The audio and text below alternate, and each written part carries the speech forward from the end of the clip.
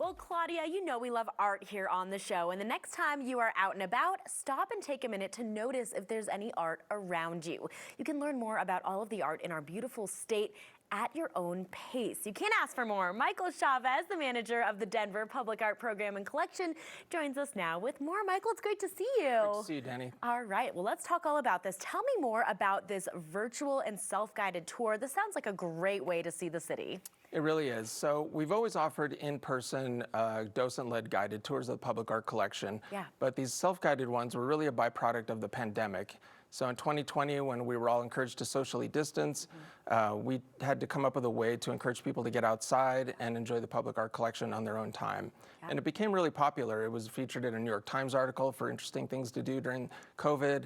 And we've been doing it ever since. That's so awesome. And like you said, it's a great way to get out there, do it at your own pace, and really make sure that you're seeing all of these really cool things that you might have noticed in Denver, but not really known a lot about. Now, there are different themes you guys offer, right?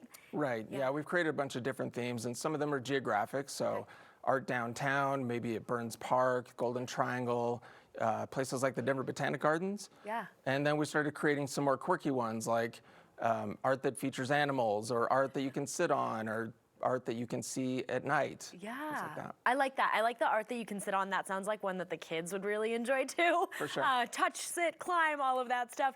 Now, of course, February is Black History Month, and there is a tour that celebrates Black History Month as well. Can you tell me more about that if people want to get involved there? Definitely. So one of the most significant artworks in that tour is the Martin Luther King Jr. monument at City Park by artist Ed Dwight that was unfortunately vandalized last week. Yeah. And some pieces of bronze were stolen from the monument. And I just want to take a moment to acknowledge that a lot of members of our community were really upset with that, understandably, and felt a lot of pain because of it. Yes. But I'm happy to report that those bronze elements have been recovered. Oh, great. And I'm confident we're going to be able to repair that monument very soon. Oh, good. Okay. And that's only just one of the amazing art pieces that you can see in that full tour, correct? Absolutely. There's dozens more. Wow, that is so amazing. Okay, so tell us more about the artworks featured on this tour, some of your favorites maybe. What do you think are some of the more notable ones that people should see? Well, my latest favorite is this piece called Flower of Knowledge. Okay. And it's at the Blair Caldwell African American Research Library in Five Points.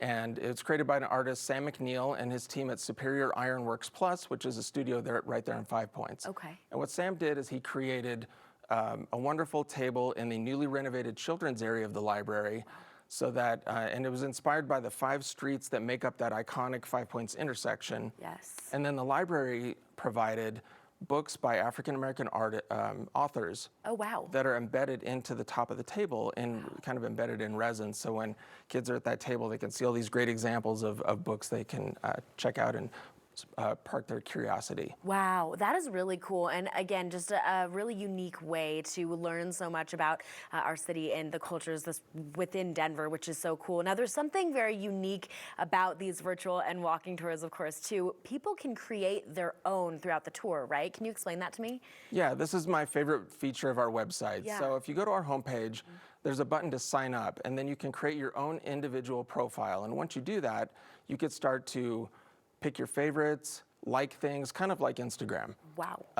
You could start to create your own galleries, which every artwork has a map associated with it. So if I have a family friend or somebody coming in from out of town that I want to say, hey, these are 5 things I want you to see before you leave Denver, I could put it together and then just text it to them. Huh. And it's all mobile friendly. There's no app to download. It's really a great way to kind of share your favorite things. Yeah, I actually really like that idea too, because we do have a lot of friends and family come to town, especially in the winter. And if they're not skiers or don't really want to do the mountain thing, it's kind of a nice way to be like, hey, here's a really cool thing that you can see in Denver, and here are some of my favorites. What would you say is the most popular tour people have been talking about?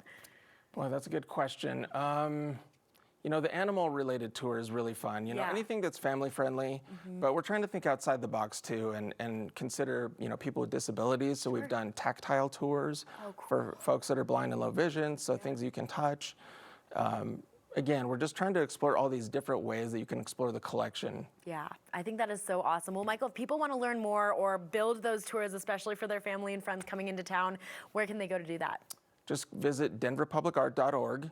and click to sign up and get out there and start exploring. Definitely. I think, again, this is such a great way for the people that, even us locals who, go around Denver and say, hey, I've seen that before, but I have no idea what the story is behind it. Right. Such a great way to explore our own city. So, be a tourist in your own city. Exactly. Can't go wrong. Well, thank you so much again for always enlightening us. We learn so much every time we get to talk to you. It's good to see you, Michael. My pleasure. All right, guys, this is the thing to do, I think, to learn more about the self-guided and virtual tours, or to make one of your own, of course. You can head to denverpublicart.org.